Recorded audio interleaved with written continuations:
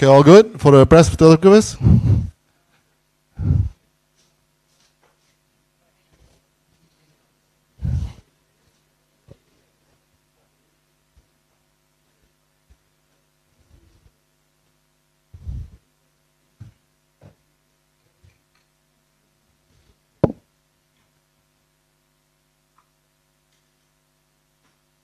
Okay.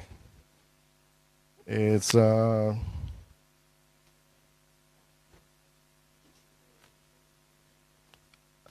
Hi, Bersih team, are we ready? Okay, yeah. It's 8:30, so we'd like to start on time. Okay. Salam sejahtera, tuan-tuan dan puan-puan, dan selamat datang ke debat perdana yang bertajuk Bersih ke arah mana? Hala tuju dan peranan masyarakat madani dalam pendemokrasian Malaysia. Izinkan saya dulu untuk meneruskan ucapan saya dalam bahasa Inggeris. Welcome, ladies and gentlemen, to the first ever live debate between candidates in election for Bersih chairperson for the term 2023 to 2025. The theme entitled Bersih, What's Next? Future and Roles of Civil Society in Malaysia's Democratization. My name is Daniel Lim, and the moderator for the debate tonight. I'm a journalist and writer, and I'm sure a big reason why I was invited to moderate this debate, because I have no direct affiliation to Bersih, was because last year I wrote the book We Are Marching Now, the inside story of Bersih 1.0, which delves into the behind-the-scenes history of the origins of Bersih and the first Bersih rally in 2007. Back then, Bersih was quite different. The first steering committee had 12 members, 9 of which came from 3 political parties, and the remaining 3 came from civil society, all of whom were not elected by the endorsing NGOs. So right now, I'm writing the sequel to this book, which covers the second phase of Bersih, which we now know as Bersih 2.0, telling the story of how this coalition of NGOs transitioned from the dominance of political parties to being fully controlled by civil society. And here we are now, where the Bersih Steering Committee consists fully of civil society members, all of whom were elected by the endorsing NGOs of Bersih. And now we are witnessing the first time the chairperson position has been contested, as the previous chairpersons have all been elected uncontested. In fact, this is probably the first time an NGO in Malaysia has a chairperson candidate debate that has attracted the attention of national media. With this debate, Bersih is demonstrating that it practices what it preaches, setting an example of how democratic elections are to be conducted. And it is hoped that this debate will inform the decisions of the 61 endorsing NGOs of Bersih when they vote on the chairperson position tomorrow. Now, first, let me introduce you to the 2 candidates. On my right here is Muhammad Faisal bin Abdul Aziz. He was the president of the Muslim Youth Movement of Malaysia, otherwise known as ABIM, from 2019 to 2023, and the deputy chairperson of Bersih from 2018 to 2020. He's a graduate with Bachelor of Laws, LLB, and Sharia Honours degrees from the International Islamic University Malaysia, and a Masters of Laws degree from UiTM.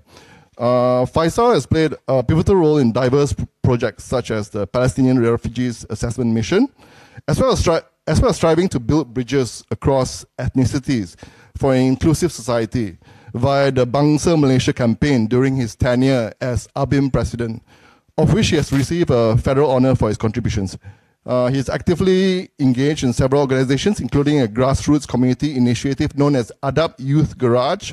Faisal is also an International Visitor Leadership Program alumnus, a professional exchange program aimed at emerging leaders. Now, on my left is Gopalan K Papachan, who has been the executive director of Empower, a feminist organization focused on increasing the number of women in politics since late 2021. His tenure as executive director. He has a background in engineering, law, and finance, and as a professional has worked in the upstream petroleum industry for about 35 years, based in various locations. He was a student activist and subsequently a grassroots organizer of plantation workers, urban dwellers, and ununionized factory workers in the early 1980s. He pioneered the family support group for the victims of Operation Lang Lang, and he was the Secretary General of the Workers' Party from 1986 until it morphed into Parti Amanah Negara in 2015. He was at various times a human rights activist with Simba and Kemas, attended Bersih rallies, and acted as a polling agent and counting agent at multiple general elections. Now, some ground rules for the debate. Just to explain to you how the proceedings will be. Round 1 will be opening remarks by each candidate, limited to 10 minutes each. Round 2 will be questions by the moderator to the candidates. This will also be for 10 minutes. The next 10 minutes, round 3, will be where the candidates can pose questions to each other. In round 4, we will open up the questions firstly to the endorsing NGOs. Then, depending on how much time we will have, hopefully we'll have time for round 5, where we will expand the Q&A session to other audience members. I would like to remind the audience that for the Q&A session, there'll be no speeches allowed, only questions, and please keep it short and sweet. Finally, we will have brief closing remarks from each candidate, where they have up to 5 minutes each. Except for the Q&A, who goes first for each round has been decided by a coin toss. Candidates will not be allowed to interrupt each other's replies and statements for round 1, round 2, and closing remarks. For round 3, 4, and 5, if they feel the need to interrupt the person who is answering, they have to say point of clarification, and I will give way for a quick and brief response after the first person has finished his sentence. But this leeway should not be abused, okay? So, ladies and gentlemen, we'll begin the debate with opening remarks from Gopalan. Thank you.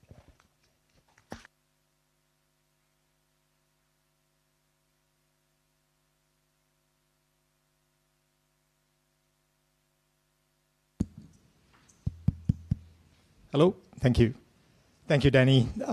Ladies and gentlemen, endorsing NGOs, Stanley, the head of the election committee for Bersih, and folks out there on social media. Please call me Gopal. I've got a chart on me, but Danny gave quite a good introduction, just as an outline of my background. So I won't go into that, all right? So if you can have the chart up, please, I'd appreciate it. But let me start so we don't lose time. What that background says about me,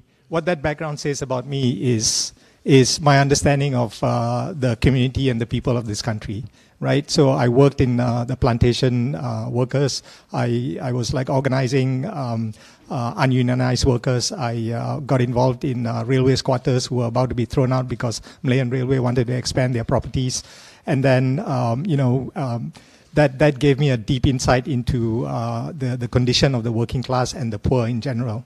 Yeah. So then I got involved in later on with a cluster of NGOs. I'm sure you've heard of people like Jomo, Ramasamy, Dr. Nasir, Insan, EPSM, Gourmet, people like KK Tan, the Papan issue, etc. So I was involved in all that ruckus. And then Operation Lalang hit, and then we had to scramble, yeah, because we had to then support the families. So folks like Maria Chen, Yu Seng, and myself jumped from hotel to hotel with a fax machine and faxing the whole world to get support for these detainees. And that morphed then into a family support group, which then morphed into what is today called Swaram. Okay, so then I left the country, did some more schooling, etc. Then I worked in the international space on human rights as well. But let's come to Bersih then. What then imbued me was the fact that issues affecting the people, right? Issues affecting them about housing, about jobs, about incomes, about their position as women, the environment, transportation, yeah, all found harmony with me, and then with the people. But then these people wanted improvements in their life. How do they get that, right? They get that through the government. Yeah, and they get that through the government, through that agency of government and the work that the government needs to do. And then the interface between the people and the government is the electoral system. And that electoral system was lopsided, was skewed, was imbalanced, right? Didn't articulate, wasn't able to like articulate the needs of the people, because once they got into power, they forgot the needs of the people. And then the people themselves were knocking on doors. And Bersih was the one that leveled, and to some extent leveled the playing field. All right, people then got to then have their voices heard, and that took a lot of work. It took a lot of conversations, and those conversations ended up on the streets and the street rallies. Yeah, so really, you can go to the next chart and the next chart. So, so then, it's really a people's movement. Okay. Because the hopes, wishes, desires, capacity of the people, etc., were manifest in that people's movement, right? So really, that's what I mean. Yeah. Sorry, I think they're. Yeah. Next one. Thank you. Yeah. So really, I think and the work of reform is not done. Okay, we haven't finished. We're still on the pathway to reform. Okay, so really, I want to stand before you to continue to reignite that journey, re-energize that journey. The people's movement needs that capacity, that centrality. Yeah. So, and of course, we need to rebalance it with a lot of research and advocacy, etc. But the struggle of the people must come through in the work that we do in the advocacy, right? So one of the first things I will do in Bersih is to organize a congress, okay, amongst the 61 organizations. Bring them all together, listen to what they have to say about what the feelings are on the ground, where they are, what the community wants, what are their challenges, and then where do they want to go. And that conversation, that strategy forming will be our mandate for the coming 3 years. And that's what we want. So then I also want to see a membership increase in Bersih. 61 organization doesn't really represent a national movement. Okay, we need much better coverage, particularly in Borneo. We need women's organizations. We need a spread of organizations that cover just outside the West Coast or in urban centers along the West Coast in Peninsular Malaysia. We need a national color to Bersih, all right? So then, but subject to that Congress and the outcome of that Congress, some of my key thrusts are as follows, okay? I want to run through them really quickly.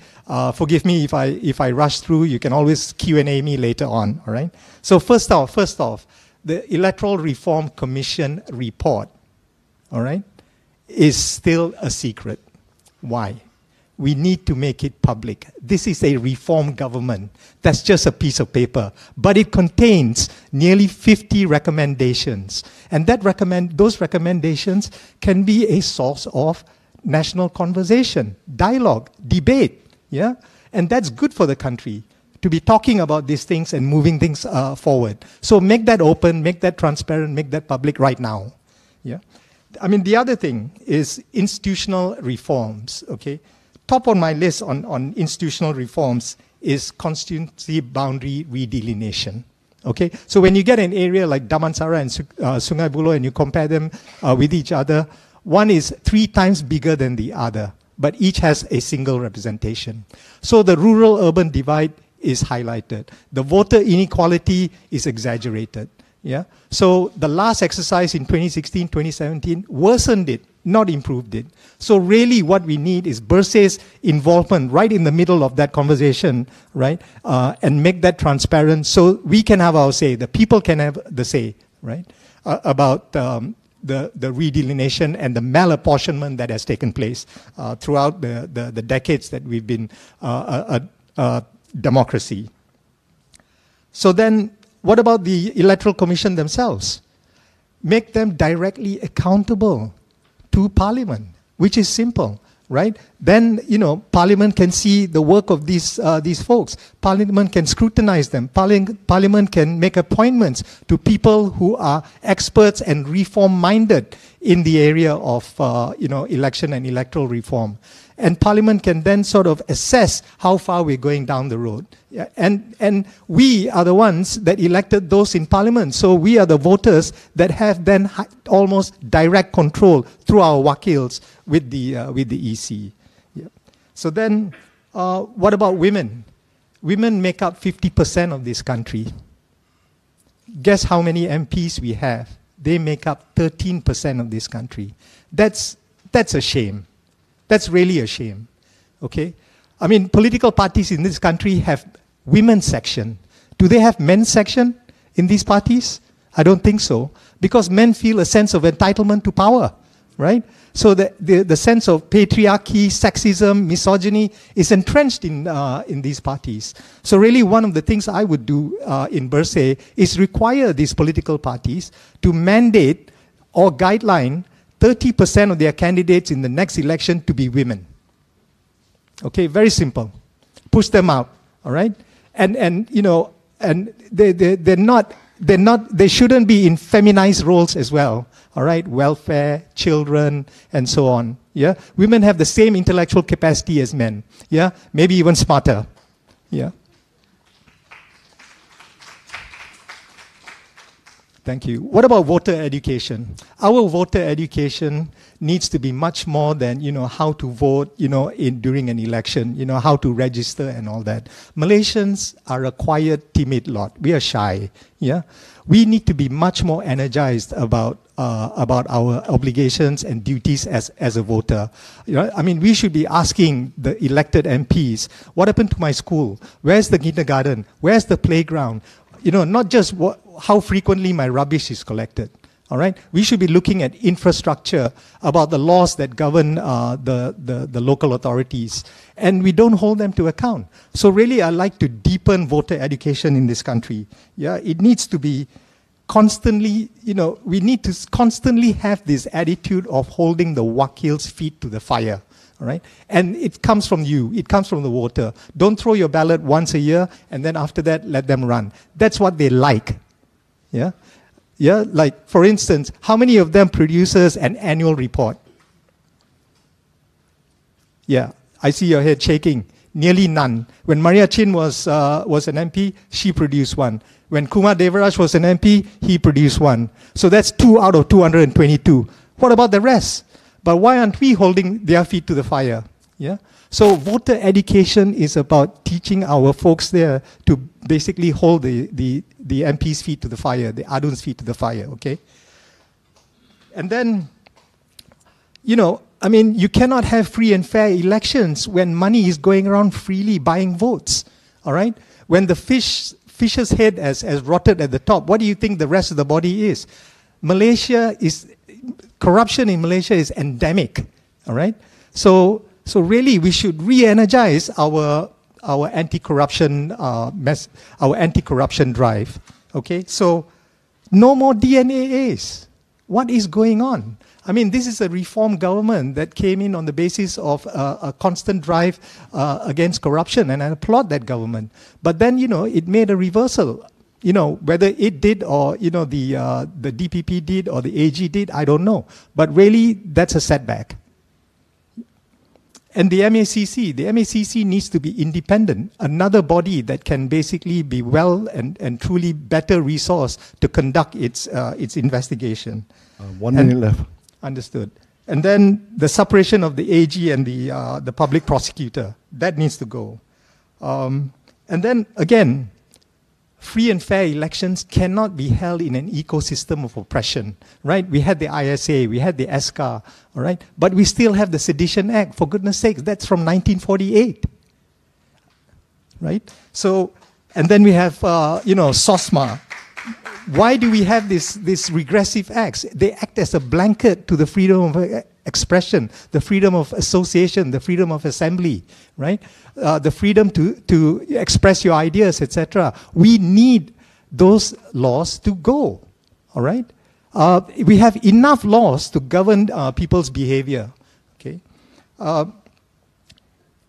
So then, one thing I want to suggest that reduces the power distance relationship between the wakil and the people are local council elections. Local council elections used to be had here in Malaysia. It's gone now, all right? And it will really empower people at the local level. So in summary, let me say this, Danny, folks, we are in a good place now. Why? Because we have a government, okay, allegedly, all right, interested in reform, all right? And there are some good people in government, and they are willing to listen. We need to take advantage of that and maximize that, okay? But not for them, but for the rakyat. They need to understand, you know, we need to understand their challenges, of course. They are going at the rate of their slowest partner, their most conservative and their most traditional partner. But we must actually see the reform agenda moving and showing results, yeah? Okay. Thank you very much. Let me stop here. Okay, now we'll have Faisal. Yeah, you have 10 minutes.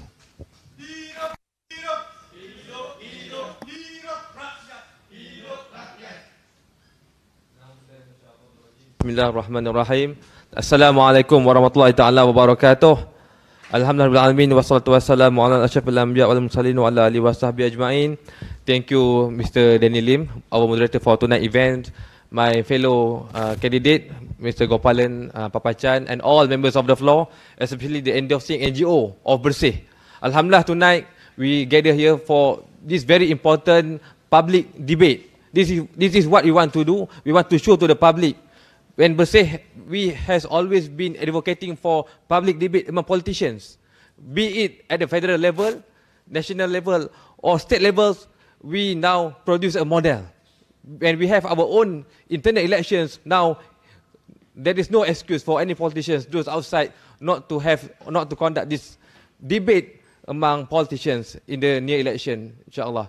And thank you to KL and Selangor Assembly Hall for providing this space. For me, more importantly, this program is not just to select who are going to be the chairperson of Bersih. For me, tonight is a historical night because we discuss what we want to do to chart democracy forward. Now, if we want to talk many things about kita punya kekecewaan, we will discuss today. Brothers and sisters, ladies and gentlemen, when we talk about Bersih, before we go forward, before we go further, I would like to share the history of Bersih because we should not forget our past. In 2008, all of us have known Bersih emerged from the massive public support. In 2008, led by Dato' Ambiga and also Pak Samad, we managed to mobilize the voice of the people. And not just that, in the wake of Bersih rally, for the first time in the Malaysian political landscape, we managed to get, or government failed to secure two-third majority in the parliament. And after that, what happened next?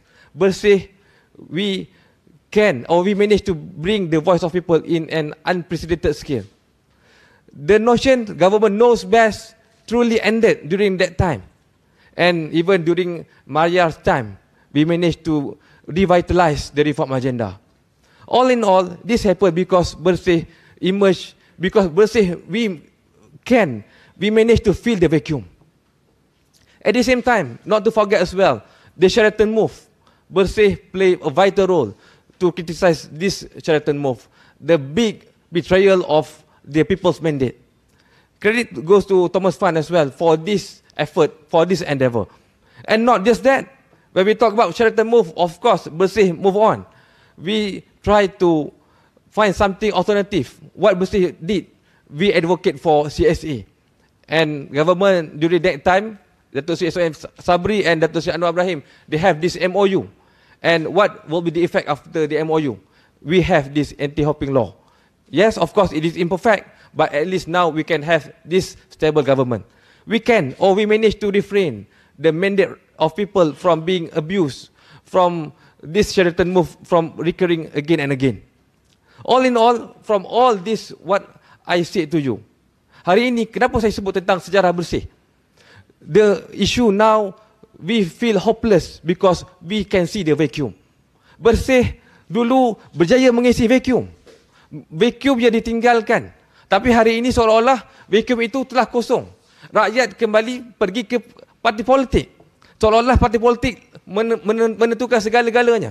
Itu yang menjadi penyebab kenapa agenda reformasi hari ini tidak dapat dijalankan dengan baik. Kita harus faham, kita harus sedar. We need to understand, it is a clear cut. It is different now as compared to Bersih before, because we fail to fill the vacuum of the people. That's why I said to all the people, to all the NDC NGO, we need a strong leadership of NGO that can lead this country forward, especially in bringing the reform agenda. And having said so, I would like to bring this, apa yang ingin kita bawa. First, position Bersih as a people's movement. Of course, all of us have agreed, Bersih is a people's movement, but we need a strong leadership. We need to fill the gap, the vacuum. We need to regroup all the activists. Same like what Bersih did in 2008.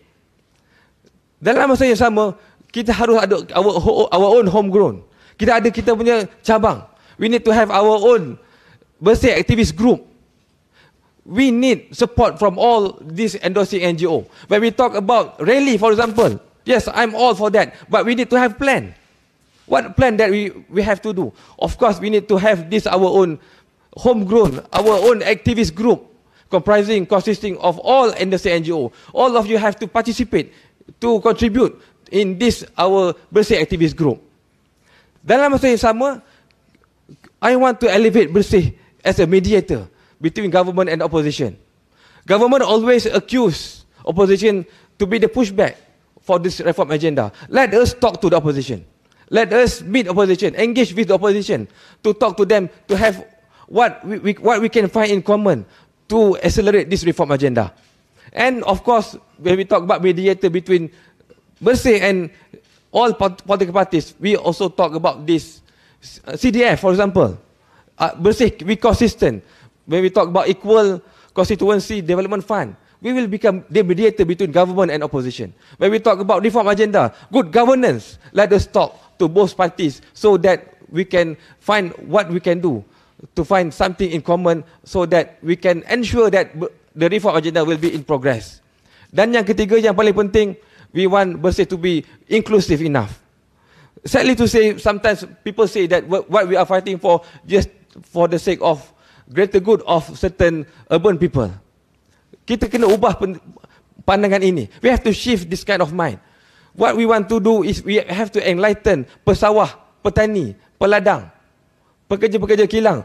When we talk about clean and fair election, when we talk about justice, for example, in electoral system, of course it will benefit all of them. It will benefit semua lapisan masyarakat. Sebab tu tuan-tuan, hari ini bila kita sebut tentang persoalan Bersih, perlu untuk kita mengisi vacuum. Hari ini kita bicara tentang redelineation. Kita bicara tentang agenda reform. Tetapi hari ini seolah-olah tidak berjaya. Kenapa? Kerana tadi saya sebut, Bersih, we need a strong leadership because we need to fill the vacuum. Kita sebutlah DNAA. Kita sebut isu apa lagi? Isu kapal tentera laut. Kita sebut isu draconian laws. Semua itu tidak akan berhasil kalau we fail to regroup all the activists together to find a common solution, to find a common ground, so that we can move this reform agenda forward. InsyaAllah. Thank you very much. Assalamualaikum warahmatullahi wabarakatuh.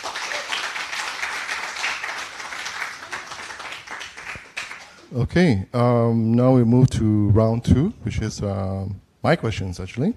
I'm going to ask questions that apply for both sides. Firstly, a major dilemma for Bersih today is the question of when do you choose to engage constructively with the government on issues, and when do you choose to mobilize and pressure the government? So for each of you, what are the red lines for you? What are the boundaries where, okay, within these boundaries on this issue we should engage, lobby, and in what situations, again, what are the red lines where once it crosses a certain boundary, when do you choose, okay, I need to mobilize, I need to take a more aggressive approach? And how would either approach actually help to achieve the bigger goals? Gopalan goes first.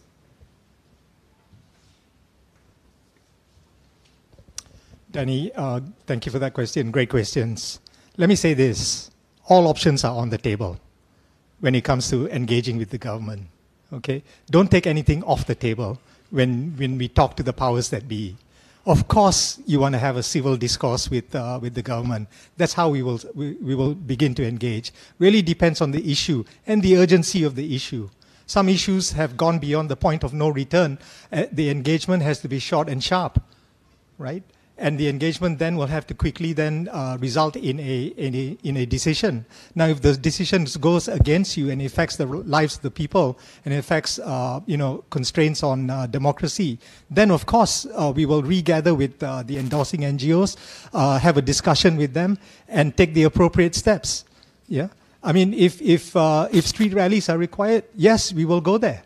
Yeah, and bear in mind, I don't know why when we mention street rallies, suddenly, people get into a fit and, the authorities get twisted up like a pretzel sometimes, yeah?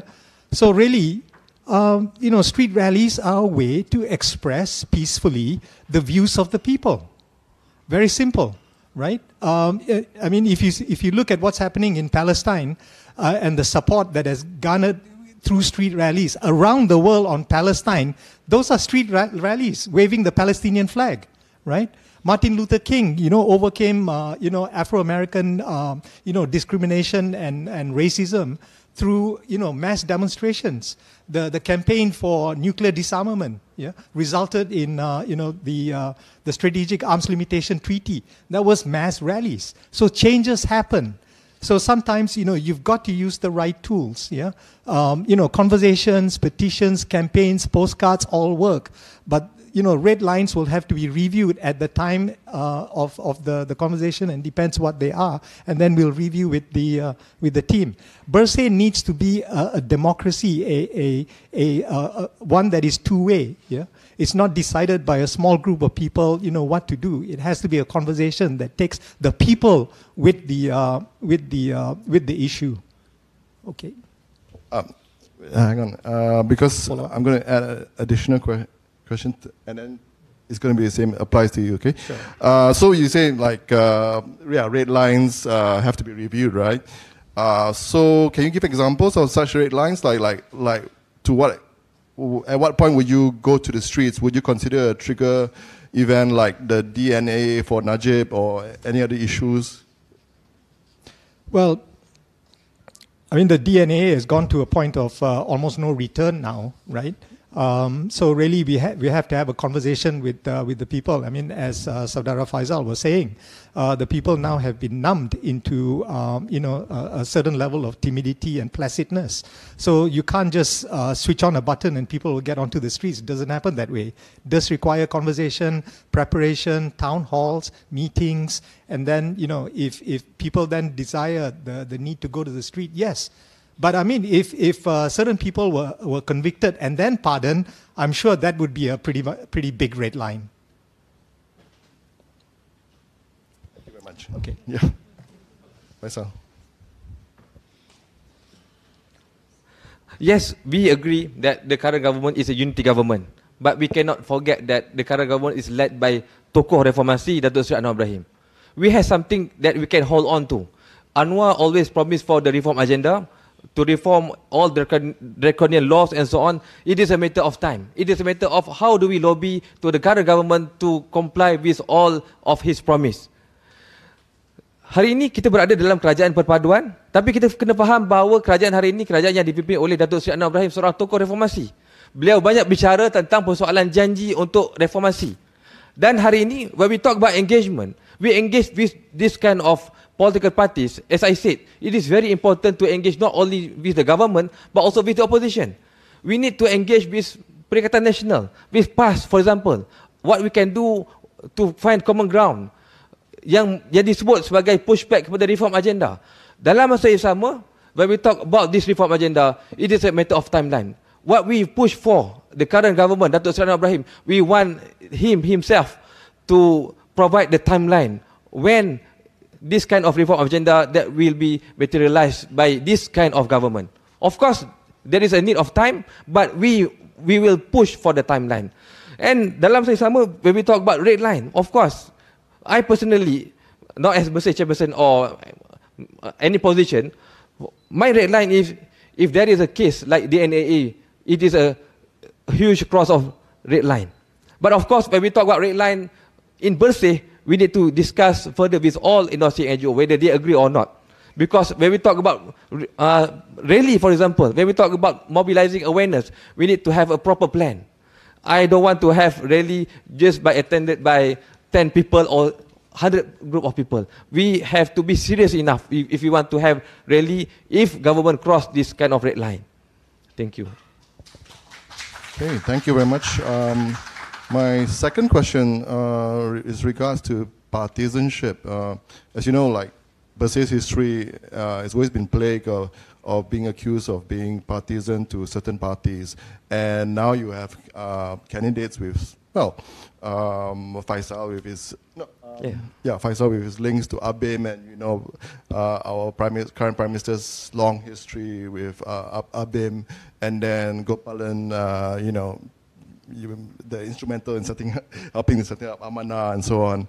I mean, obviously this is going to give that kind of perception. How would you deal with such perception when you carry out the role of the chair of Bersih? Okay. Should we go first? Yeah. Okay. My belief, my conviction, all Malaysian society need a truly independent mass movement, mass NGO. This is my belief. That's why, for example, when we talk about Bersih, I never miss to attend to participate in all Bersih rally, straight from Bersih 1, 2, 3, 4, 5, and maybe 6. I know you want this Bersih 6. This is my conviction, because for me, all Malaysians, to be fair to all Malaysians, we need to have a strong, independent CSO like Bersih, which listen to nobody, no politicians, but the people. And inshallah, I understand very carefully. Even I myself, if I am chairperson of Bersih, I have to differentiate between my personal capacity and Bersih chairperson capacity. And at the same time, I believe the strength of my steering committee and all endorsing NGO that can guide me to ensure that Bersih always be independent if I did something wrong, pro with the government or with the opposition. Thank you.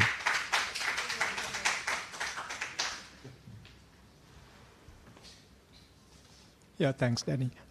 So I think the question was the level of commitment given our historical links with our respective... and also how you deal with that perception.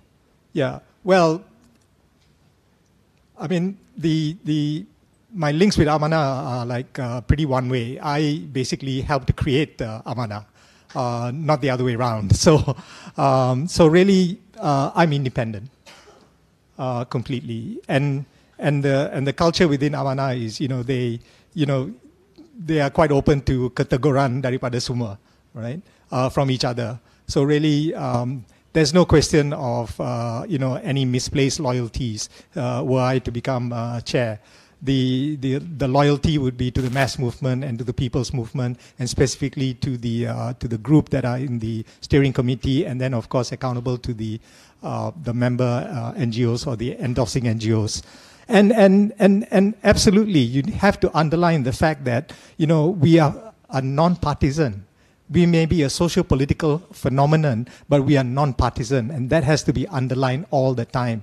And the conversation has to go deeper and deeper and further into the country. And it has to manifest itself in the actions we undertake. So when we talk, we not only talk to the folks in government, to Saudara Anwar, but we also talk to the opposition. Exactly the same conversation. Right? And we make our position clear, and the position of the people, right? And the position of the people has to come through that Congress I spoke about, and through those endorsing NGOs to the steering committee, and back and forth again for each and every issue that we fight for. And then, that conversation has to be seamless. It's like a stream, okay? A people's movement is like a stream. Okay, you know the rivulets, the small streams that feed into bigger streams. The bigger streams go into like a waterfall, and there's that rush of a waterfall into a river. You see that agility, you see that movement, you see that direction, you see the power of water. It sweeps everything before you, right? You either get in that movement or you don't. And the molecules of the water are the people's aspirations. That's what that means. The people's aspirations are ensconced in that water. Their hopes, their desires, their dreams. They are, they want to get married, they want to fall in love, they want to have children, they want to buy houses, they want to be able to think and express themselves freely. That's the people's movement. Okay? And Bersih has got to represent that. Thank you. So, we're doing very good for time. We move on to round 3, which is the candidates will ask each other questions. Now, we will start with Faisal. I would like for this round, both of you to stand at the rostrum. Yeah, respective rostrums. Thank you. I'll remind you all when there's running out of time. You got 10 minutes.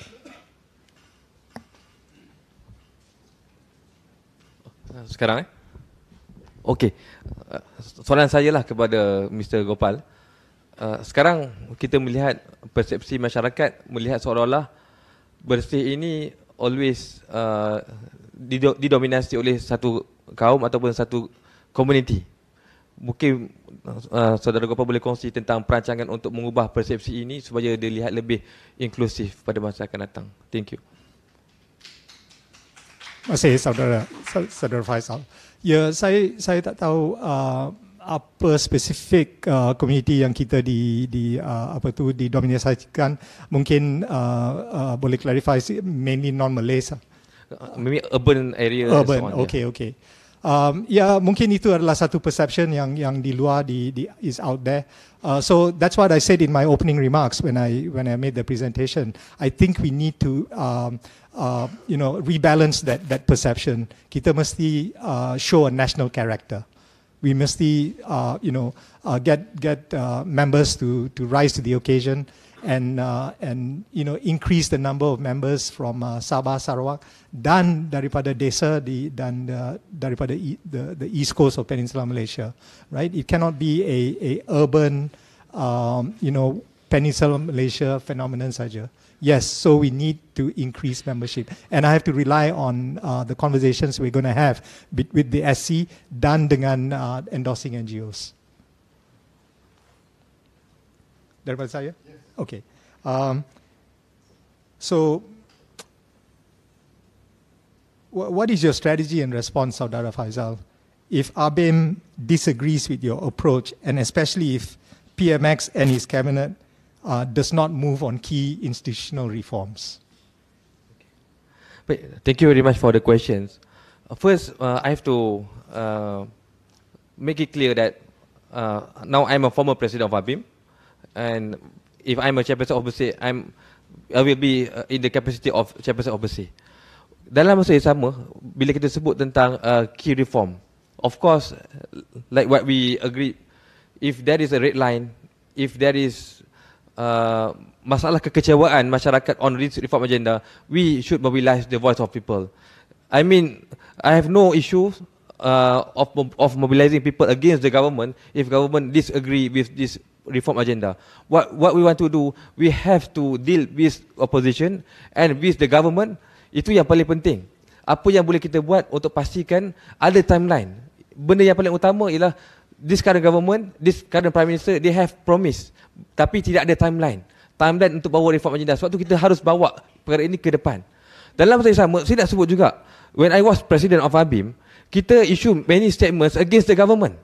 It is clear cut. For example, on the issue of DNAA, ABIM, even though perceived as pro-government, but we issue statement vehemently criticize this DNAA, and we ask the AG to give full explanation. So, meaning to say, even ABIM itself not pro-government. ABIM itself speak for the sake of the people, for the greater good of the people.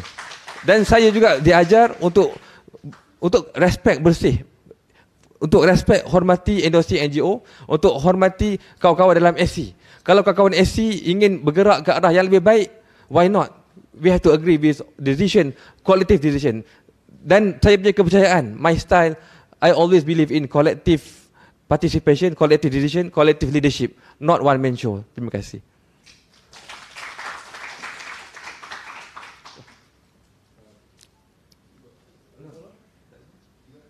I got one more.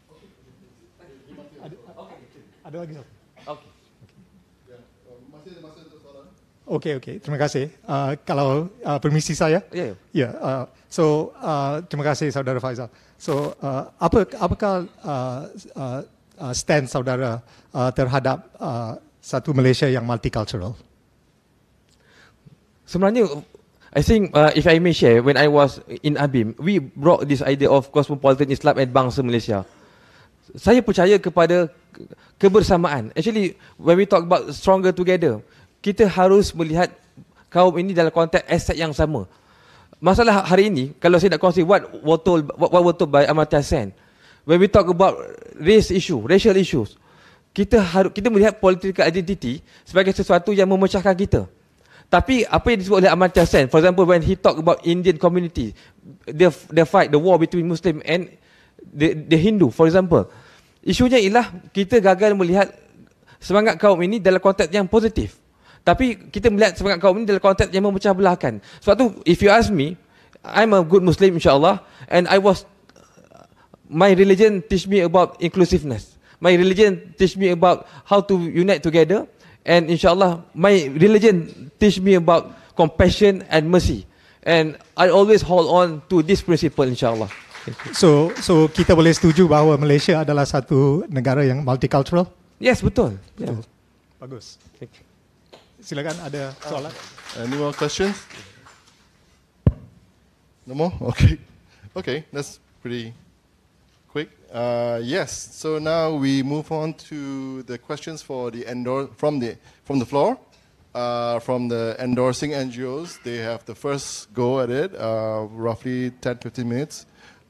Anyone who wants to ask a question from the endorsing NGOs, please stand up, raise your hand, please state your name, your organization you're with, and I think there should be somebody who's with a wireless mic going around. Oh yeah.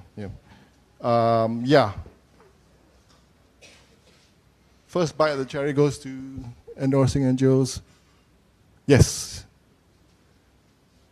This. And yes, no speeches, please. Questions only.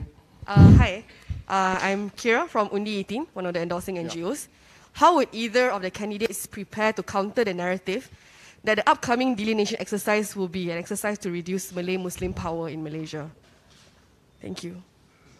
To reduce Malay-Muslim power in Malaysia, the redelineation exercise. How would they counter? This one's open, yes. So we didn't coin toss for this. So whoever wants to start.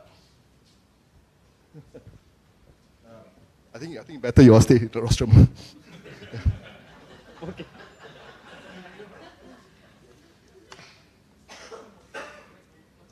Okay, thank you. What I will do, insyaAllah, I will use my circle of influence, especially among the Malays. We have to emphasize this to all Malaysians, especially to the Malay. When we talk about redelineation, when we talk about elections, all about voting powers. When we talk about voting powers, everyone got equal rights to vote. So, dia tidak ada isu kaum, tidak ada isu reducing Malay, whatever. Sebab akhir sekali, when we talk about malapportionment, ataupun ketidakseimbangan tentang voting antara bandar dan luar bandar, it is a real issue. Kita harus faham, kita kena address isu ini. Apabila kita sebut tentang parlimen di bandar, contohnya parlimen di bandar ni orang selalu kata parlimen yang majoritinya orang Cina. Kita kena pecahkan supaya memberi hak voter right, supaya mereka ada equal rights dalam konteks suara. Berbeza dengan di kampung. Tidak adil kalau kita lihat di bandar, contohnya di Bangi 200,000 pengundi, tapi kalau di kampung ada 30,000 pengundi. Ini adalah isu tentang voting power, bukan isu kaum. Jadi kita harus tekankan kepada mereka, beri pendidikan kepada mereka bahawa bila kita sebut tentang isu hak pengundi, ia adalah melibatkan tentang the voice of the people, voting power. Kita tidak mahu ia terpalit dalam isu berkauman sempit yang mungkin dimainkan oleh sebahagian pihak. Ya. Masih. So this is a really good question. We can't address it mechanically. We can't address it through numbers. It's a conversation that is wrapped up with identity. We need to delayer the identity, right? And we need to talk directly to the people, right? Rather than through the politicians who have a warped view of identity. We need to communicate directly to the people in terms of their rights as a citizen, and that those rights, are universal, whether you're in the countryside or in the rural area, right? And so then, this idea of certain groups of people have certain privileges and they are locked in through the political processes in the elite political parties that use identity, etc. We have to break through that. But we cannot break through that by talking down to them. That's wrong. We need to be talking together with them, having a conversation across the table to them. We need to be listening to their real concerns. Why do they feel that this is a disenfranchisement of Malay Muslim rights? Is it the disenfranchisement of the Malay Muslim power within the power structure of some of these elite parties? Or really are we taking away Malay Muslim rights on the ground? Right? Those rights are preserved and ensconced in the Constitution. Those are protected. It's a long conversation, Kira. So we have to have it, and we should start it, and we should have started it some time ago. Okay? There's no simple answer to this. Yeah. But as a nation, we need to come together and talk about it. Okay, next question, please. Yes.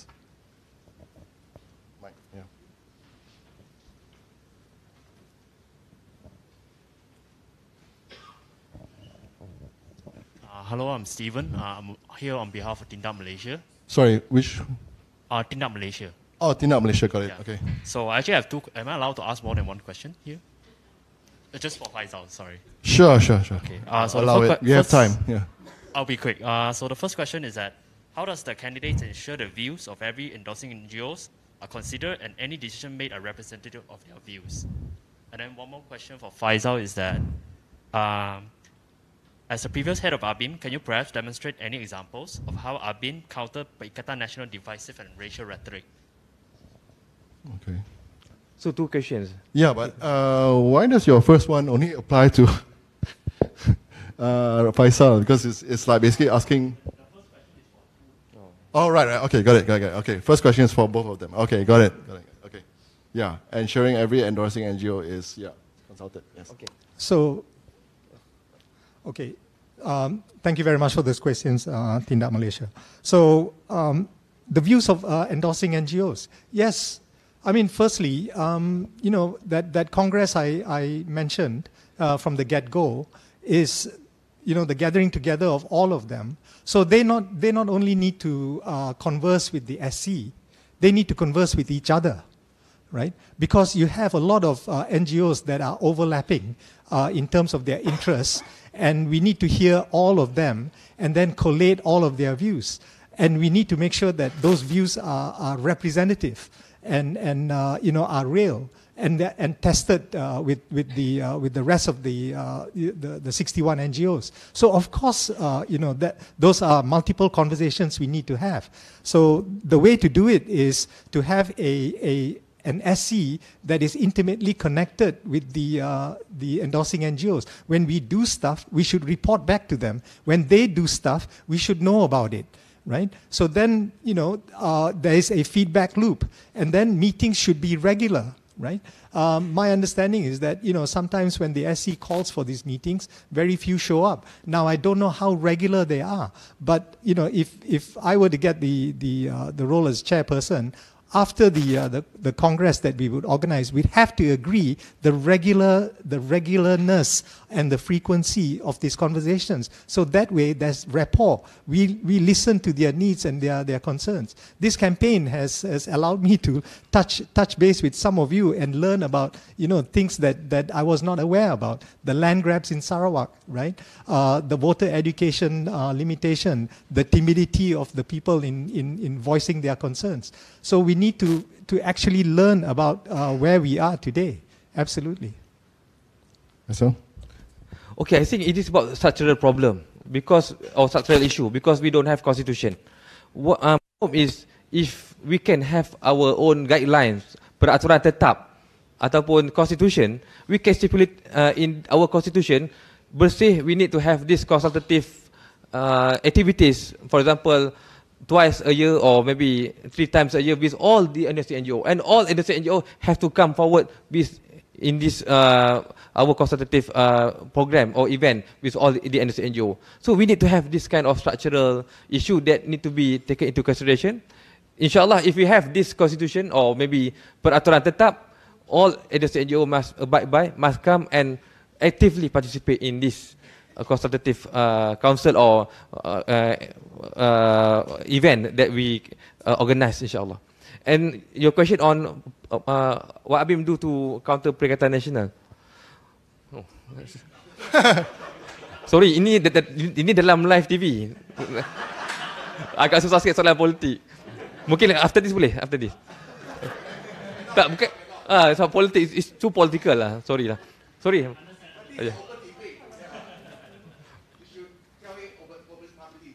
Yes, what we try to do, we bring the idea of inclusiveness, wasatiyah. In Islam, we have the idea of moderation, wasatiyah. We look into perspective. When we talk about racial issues, we should look at that from the perspective of empowering all nations. That's why when we talk about, for example, 153, when we talk about position of the Malay, it doesn't mean that we are disempowered. It doesn't mean that we are disempowering other people. So when we talk about moderation, we brought this idea of wasatiyah, kebersamaan, dan juga dalam sama bila kita sebut tentang pelbagai kaum, kepelbagaian kaum inilah yang menyatukan antara kita. Hari ini juga kita ada wanita yang ramai. Kita tidak lagi mahu terperangkap dalam konteks wanita yang hanya 30%. Tapi kalau boleh lebih daripada itu. Kerana kita yakin lebih daripada 30% lebih layak. Tapi hari ini kita masih terperangkap. Jadi sama juga dalam konteks kaum, kita terperangkap dengan nombor. Kita terperangkap dengan persen yang akhirnya menyebabkan kita berpecah. Dan sebab tu bagi kita perlu counter dengan idea-idea yang baik, memberi nasihat yang baik kepada seluruh kaum supaya kita akhirnya Malaysia hanya ada satu untuk kita kongsi bersama. yes.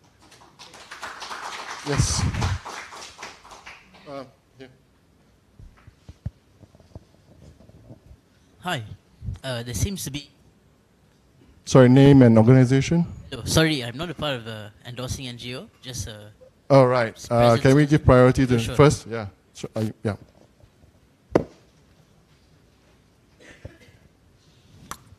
Hi, saya Amin Barak daripada Architects of Diversity Malaysia. Soalan saya pun mungkin sedikit politik, tapi memandangkan saya cuma ingin bertanya tentang pendirian lah kalau situasi yang saya sebut ini berlaku.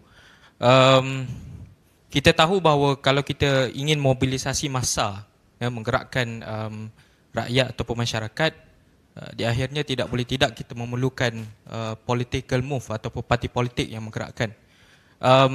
Berdasarkan isu-isu yang dibawa oleh kerajaan perpaduan sekarang, sebagai contoh seperti disebut tadi DNAA, wujud kontradiksi dalam idea reformasi yang dibawa oleh kerajaan perpaduan. Andai kata selepas ini ada lagi isu-isu yang memerlukan Bersih menggerakkan massa, menggerakkan masyarakat untuk turun ke jalanan, adakah Bersih bersedia untuk bersama-sama dengan parti pembangkang iaitu Perikatan Nasional sendiri untuk membentuk satu koalisi menggerakkan massa? Kerana kita tahu Perikatan Nasional ni walaupun begitu dan begini, tapi tapi bagaimana pandangan daripada dua-dua calon chairman? Terima kasih. Seperti benda yang saya sebut tadi, Bersih kita objektif. Bila kita sebut tentang reform agenda, kita objektif. Kita bukan partisan. Kita bukan melihat siapa yang bawa. Kita melihat bagaimana kita boleh materialize this reform agenda. Sebab tu awal-awal tadi saya sebut, saya punya position saya nak bawa Bersih sebagai mediator between government and opposition. Kita nak pastikan bila mana reform agenda ni difahami oleh kedua-dua pihak, mereka menjadi penyokong pro kepada agenda reformasi. Sebab tu kalau kita nak sebut juga, kalau nak mobilisasi rakyat, kita terbuka. kepada semua, asalkan tidak ada dominasi parti politik ataupun tidak ada dominasi politik kebencian yang masuk dalam aktiviti-aktiviti bersih yang menyebabkan kita berpecah. Kita bersatu dengan semua pihak asalkan kita mencari kesepakatan bersama. Kita terbuka sama ada pembangkang atau kerajaan yang bersetuju untuk kita cari jalan yang bersama, kita bersetuju untuk bersama dengan mana-mana pihak asalkan seperti yang saya sebut, reform agenda ni kita lihat dalam konteks yang objektif. That's a great question, AOD. Terima kasih. So, we have to make sure that the values of the people come through in whatever mass action we undertake. If people come into a mass action and undermine those values, they are not welcome. Okay? So we have to draw that line. Bersih represents unity. You saw the spirit of Bersih when we took to the streets. Semua kaum bergaul dan melibatkan diri, menolong each other, support each other. That's the kind of spirit we want. If they come to a Bersih rally exhibiting the kind of values that they espouse on social media, then no. Yeah, we have to be clear what Bersih represents. We cannot go to a street rally saying everybody can come just to make up numbers. We look good and push our reform. That's not us. That could be the downfall of us. If we are corrupted by the rhetoric of hate, the rhetoric of separation. Yeah. So those are, some of the minimum criteria we must set. And that's, again, a discourse we must have within the steering committee, with the endorsing NGOs, and in the planning process, in the conversations with semua golongan rakyat di negara kita yang hendak reformasi di sini. Yeah. So, and by the way, it's not day after tomorrow yang kita boleh memobilisasi demonstrasi kan. So we can start the conversation early. Yeah. Remember, a lot of the opposition politicians who are now in government now use Bersih, okay, as a platform. Tetapi they left their party colours behind, yeah, when they spoke. Okay, they only spoke about the reformasi. So if the conversation and the discussion on the street, the round table on the streets is about reformasi, yes, masuk. Yeah, and that can foster unity. Bila dia tengok, oh, this is a multiracial country. This is, people are united. People are working towards reform. Who knows? They might also buy into those good values. Yeah. So I see this as a good conversation to have. Okay, I'm going to open up to everyone now, both anyone, whether you're endorsing a joke. I think, no, I'll go with you first, then followed by you. Yeah. Hello. I think there's a trust deficit between our leading CSO, Bersih, and the people, right? So how do we increase Bersih's bargaining power, both with the people and with the political actors? Do we want to take a few questions before we go? Oh, okay. Yeah. Increase Bersih's bargaining power. And next person. Yeah. Increase what? Increase Bersih's bargaining power. All right, I'll just have two quick questions. Number one is that there's a strong demand from our friends in Sabah and Sarawak to increase representation in terms of electoral strength up to 1/3 of the parliament. What are your stances on this, and how would you, as Bersih or as the Bersih lead, navigate this? Especially, managing representation and also, I guess, fairness in terms of vote power. Second is one of the challenges that civil society face, especially more progressive leading movements, is that many of our supporters currently are also overlapping with the supporters of the unity government, or SPH, right? So how would you navigate that challenge or contradiction where, if let's say you want to push an agenda, at the same time many of our supporting base or progressive supporters might feel that, oh, this is a government that I support, so I want to give them chance, right? But at the same time, for us, we have a clear agenda we want to push, right? So how do you navigate that contradiction? What's the strategy going forward, and how do we push effectively without hurting feelings. Yeah. Okay. Silakan. Okay. Hang on, yeah, because there's a lot of questions there. All right, sorry. So mine is how you Sorry, manage... sorry. There's really 3 questions here. Okay. Let them address that first. Okay, yeah. Okey, saya ingat yang pertama kita tinggal lagi berbaki 2 bulan untuk melihat ulang tahun Sheraton Move. Ini ialah insiden yang perlu kita gunakan untuk mengingatkan mereka. Kita harus ingatkan mereka yang complacent, tidak mahu laksanakan reform agenda. Kalau mereka gagal untuk laksanakan reform agenda, this kind of Sheraton Move will recur again and again. Jadi kita harus manipulate perkara ini, mengingatkan mereka bahawa pentingnya untuk digerakkan agenda reformasi. It's not about giving chance, betul, bagi peluang, tapi bagi Bersih, bagi kita, we have to make it clear. Okey, bagi peluang, tapi what is the timeline? Itu yang perkara mustahak yang perlu kita dapatkan. Apa timeline dan apa bentuk reform yang mereka mahukan kita prioritas? Of course, we are open for that. Bersih, of course, with the consultation with all the endorsing NGO. Kita terbuka untuk bincang dengan mana-mana parti politik. Kalau mereka kata, okey, kita nak prioritas A, B, C, kita boleh bincang untuk bawa ke depan. Mana yang boleh. Dalam saya sama, bila sebut tentang bargaining power, I think I need to spell out the theory of the black elephant by Dr. Christopher Burr. Dia kata apa? Dia kata the theory of black elephant, the big obstacle that we neglect. Apa dia? Masalah kita hari ini ialah bila kita sebut tentang reform agenda, kadang-kadang kita tahu ianya mungkin tidak difahami oleh rakyat terbanyak. Pemandu teksi, mungkin sebab mereka sibuk, kerana kita tidak enlighten mereka. Dan kalau kita nak dapatkan bargaining power, kita kena turun kepada mereka, enlighten mereka. Kerana kita dah tahu ini masalah ni yang disebut tadi, black elephant. Kita tahu ini masalah besar, tapi kita neglect. Kita tahu ada masalah pemandu teksi, pesawah, mereka ini sibuk dengan pekerjaan. Mereka tidak melihat reform agenda sebagai satu isu yang besar. Akhirnya kita gagal untuk dapat bargaining power.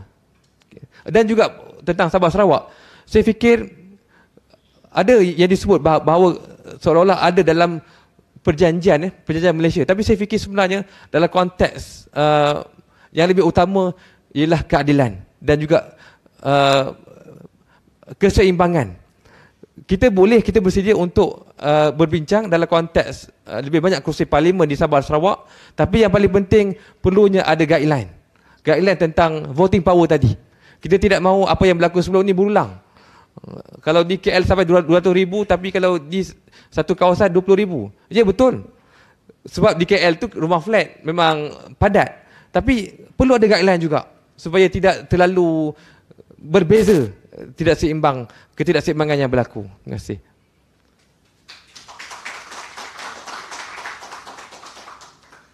So on the trust deficit and the bargaining power, right? I mean, the bargaining power of Bersih has got to do with the size and voice of Bersih. Yeah. So after 2018, that voice was heard and manifest in 2018. But after the Sheraton move, we kind of sort of went into a shell. Yeah. The people became timid. And and then COVID also hit, and that worsened the condition of the people. And COVID has affected a lot of people quite seriously. And a lot of people now are basically thinking I should just look after myself.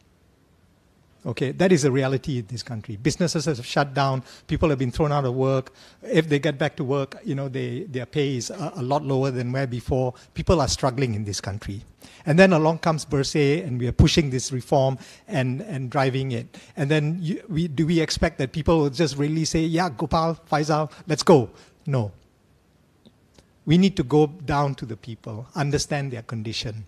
All right, and that I require the help of the 61 CSOs and member NGOs. We need to then regroup. All right, then we need to sort of be talking conversations that matter to them, what matters to them. All right, and then make that connection to the electoral system and the electoral system, how it kind of sort of like doesn't enfranchise them and disempowers them, and then get them to be part of that Bersih movement. So that's a process we have to undertake. This 4 to 5 years has kind of sort of like, taken the shine of Bersih. So there is the rebuilding moment that we need. So that would then sort of like underline our bargaining strength. So that's one. On Sabah and Sarawak, Again, we got to go back to voter equality. Yeah. Why do they want a higher number of votes? I mean, if you look at the representation of the politicians in Sarawak, are they really benefiting the people? Are they? Yeah. I lived in Sarawak for 6 years. All my children were born there. Yeah.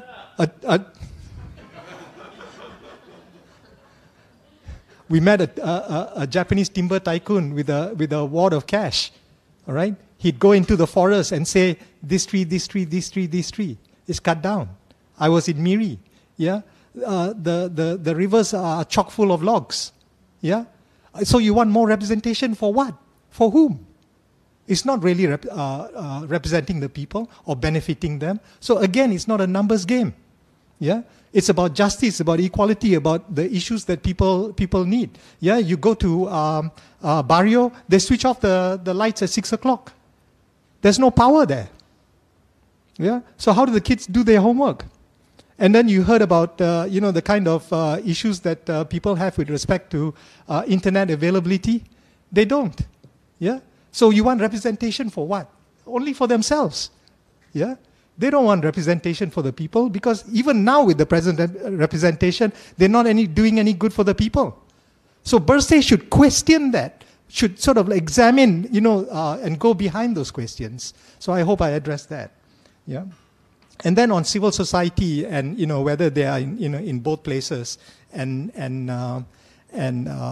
do we slow down? Do we back off? Do we, go forward? I say go forward.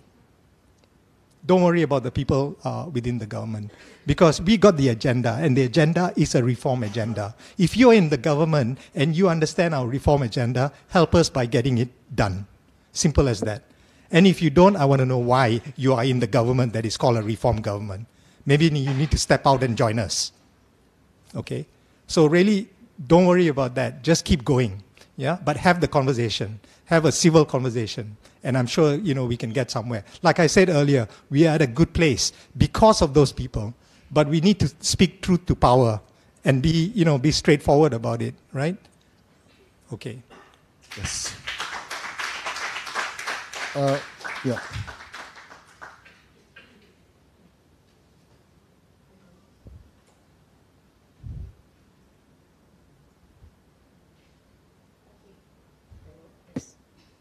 Yes. Okay.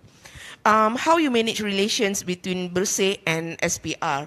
I mean, like the approach that you will do, or when or how to work together, opposed and combative when you have to.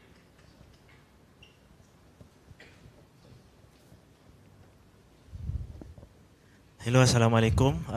Disebabkan topik hari ini adalah masa hadapan bersih, jadi saya ingin bertanya kepada kedua-dua calon, apakah masa hadapan pilihan raya pihak berkuasa tempatan di Malaysia dan adakah ini akan menjadi sesuatu kepentingan di kepengerusian anda berdua? Terima kasih. Maybe one more.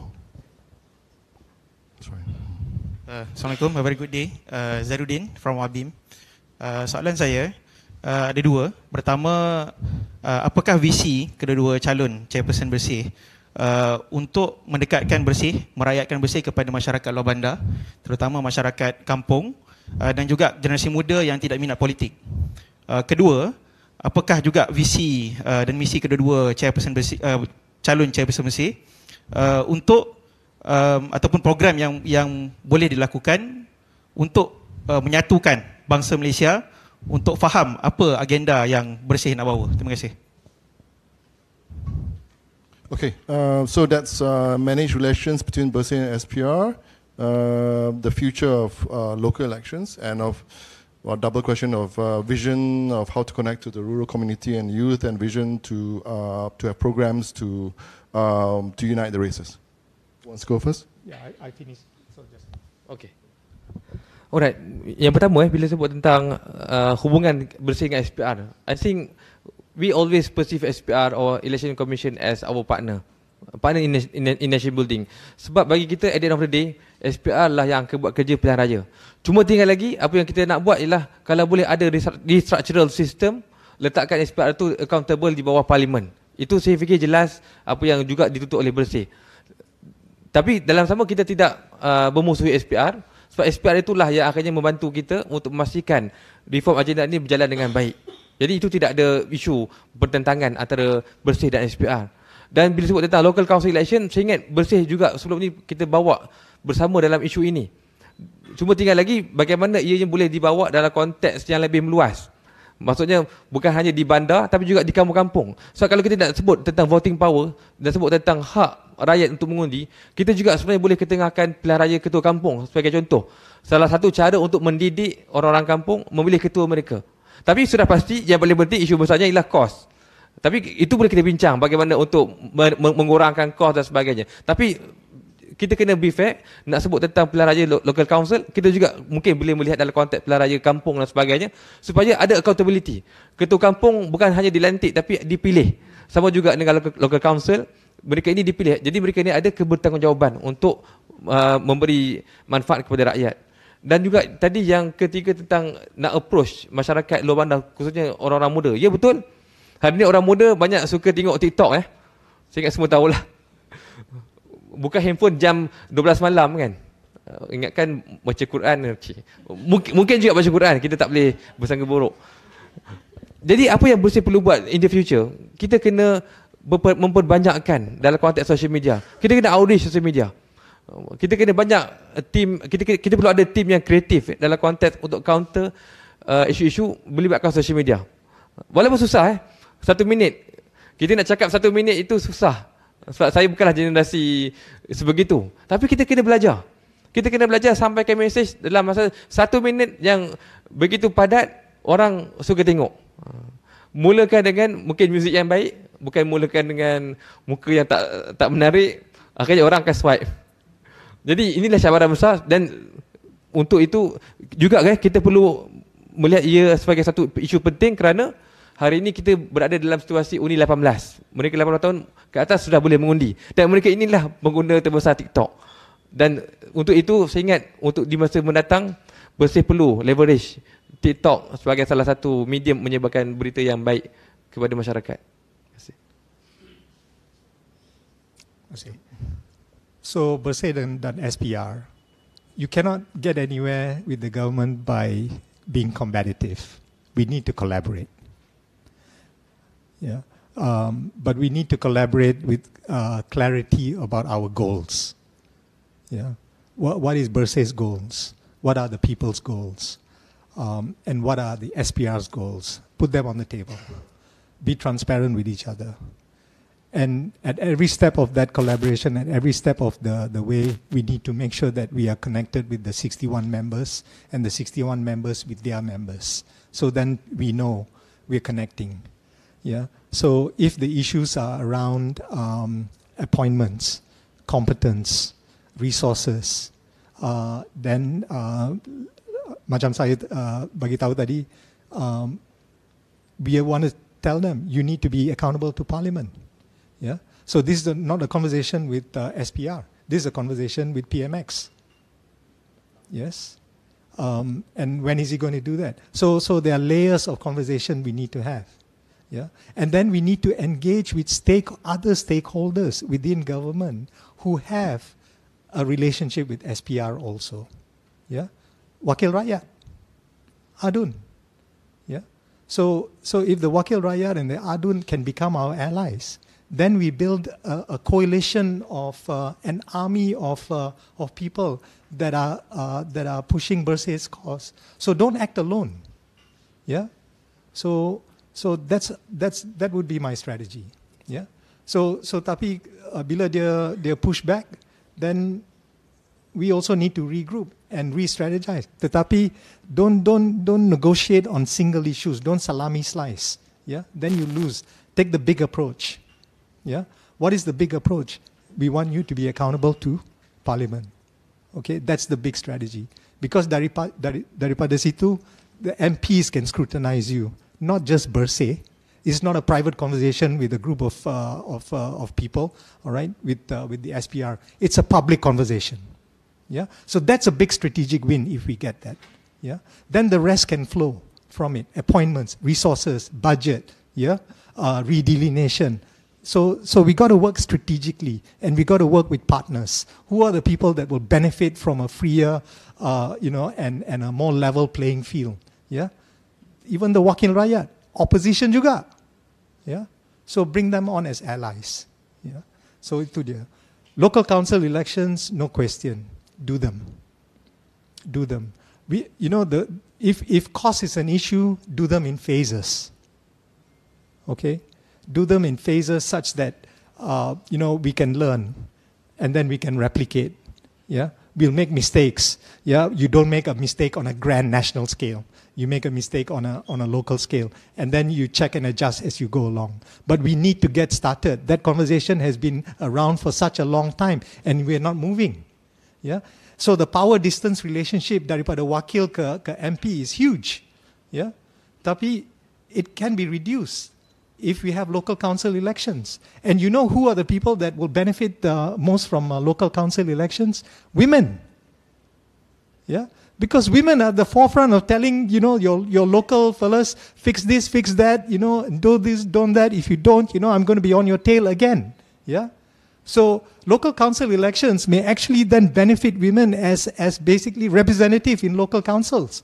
Yeah, so I want to seek allies amongst women to push local council elections. Okay, so the vision luar bandar dan generasi muda. I'm old school as a grassroots worker.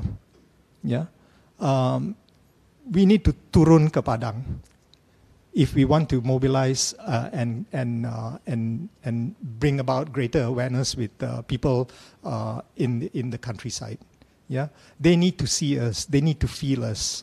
Yeah. So as a grassroots worker, you keep going in, out. You bring back conversations. You then keep going again and again. Yeah. So again, we need an army of collaborators. Yeah, from the towns who understand and speak the language of the people in the countryside, and go and listen.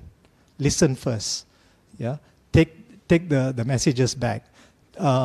Social media is well and good. Your message will only last maybe 25 seconds, and then after that you're gone. You're out of the picture. Yeah. Who do they see? Who do they talk to? Yeah. If they're constantly flooded by other messages, then your message will not resonate unless you are there. Yeah. So maybe we need to have Bersih local branches in key targeted areas. Yeah. That can work the space. That can work the ground. Yeah, how about that? Yeah, for that we do need money, and we need to look for money and resources on that. You see, so really depends. If we want to increase the national character of Bersih, we have to go to the rural areas. Yeah, no choice. And that's related to the other question tentang bangsa Malaysia. Yeah, we cannot have a bangsa Malaysia that is just urban. Yeah. Articulated by the Bangsa Monkiara narrative. Yeah, it needs to be a national narrative, and the Bangsa Monkiara narrative. Sorry, for any folks from Bangsa or Monkiara, PJ is also included. So we cannot talk down to them. Yeah, we have to listen to them. Yeah. So, but they will talk if they have, ready people to listen. So that conversation has already started under this reform government. We must push that. We must sort of keep driving that. It's a long one, And I grew up in Kampung Pandan in government quarters. We never knew race. We never knew color. May 13 happened. Everybody came out and said, what do you need for your family? What do you need for your family? I'll go buy them. I'll share this with you. I'll share that with you. Now this country has become so separated. We live in separate ghettos. We are like 3 or 4 nations stapled together. Yeah. So we got a lot of work to do. Okay, Gopalan, we need to move on. But please stay at your rostrums because we go straight into... We go straight into the closing remarks, and we decided earlier that Gopalan will start closing remarks. You got 5 minutes. I got 5 minutes. Yeah.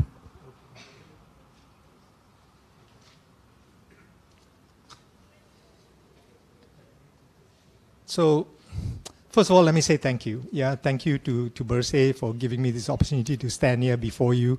and together with my saudara kawan Faisal, I want to thank him also for stepping up and giving his best. Thank once again Stanley, I think, for putting on a fantastic event. So we're really at an important juncture. Okay, the hoo-ha of 2018, post-2018, the Sheraton move, and then the uncertainties of the coalition government may be slightly behind us. There have been some changes in the cabinet. It appears to be a move in the right direction. I don't know, that remains to be seen. But you will agree with me that the reforms are stalling. Yeah, they're not moving at pace. No matter what the reasons are, we can have a separate conversation about that, but that's not good enough for the people. Yeah, coalition governments fail if they don't deliver on reforms. Yeah, it's not the other way around. Okay, so really, simple things like the Electoral Reform Committee report that contains, 40 to 50 recommendations. Release it. That would be a sign of goodwill that the reform is moving in the right direction. A conversation, a discourse can be had by all of you once you see that on the table, right? It would then sort of foster a conversation around, okay, what about this? What about that? Yeah, that would come out of those 49 recommendations. The DNAA, again, it's a rollback. Yeah. So then, then you have all the issues, the multiple issues facing this country. Look at what happened to the Perak farmers. Yeah. All right. Here we are, a country that is facing high prices, and a group of farmers growing food in land that that would then help to increase food and reduce prices are being now kicked off the land. How is that possible?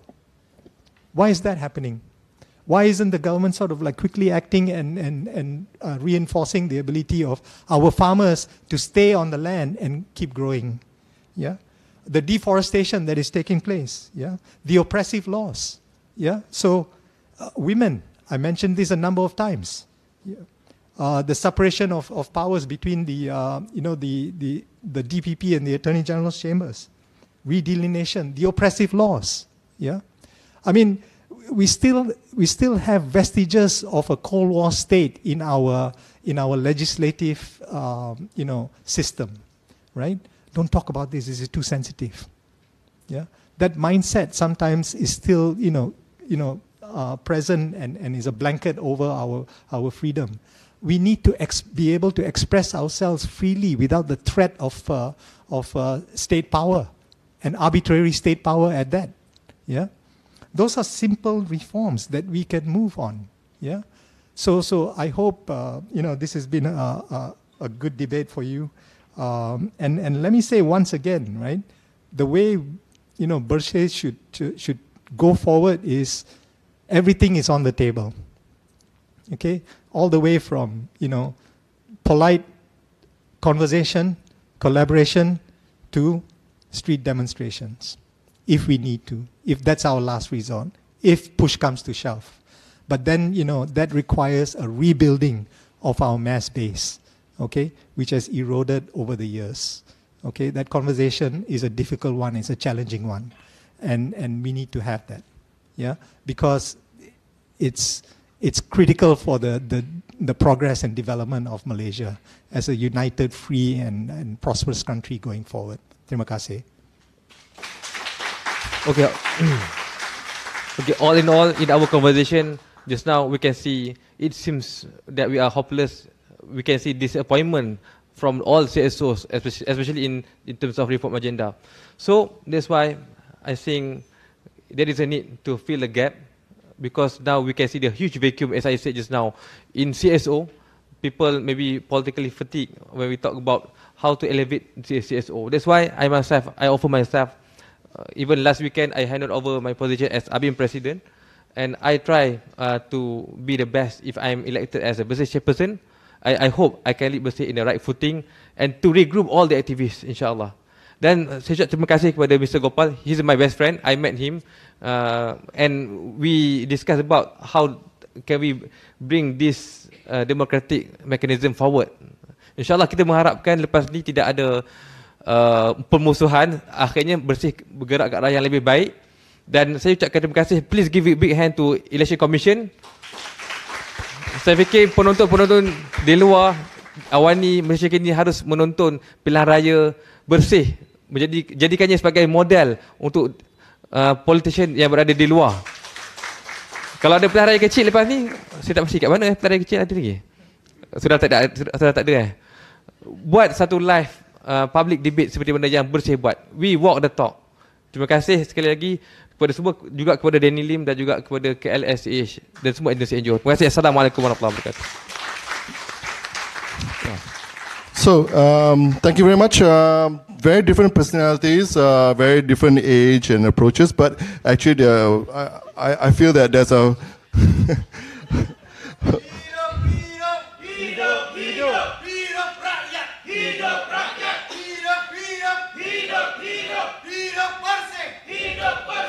I found that they have far more in common than having differences.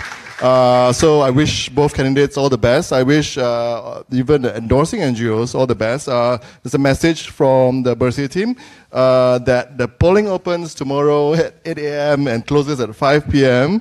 The counting process starts after that, and results will be expected on the same night. So all the best. Thank you and selamat malam.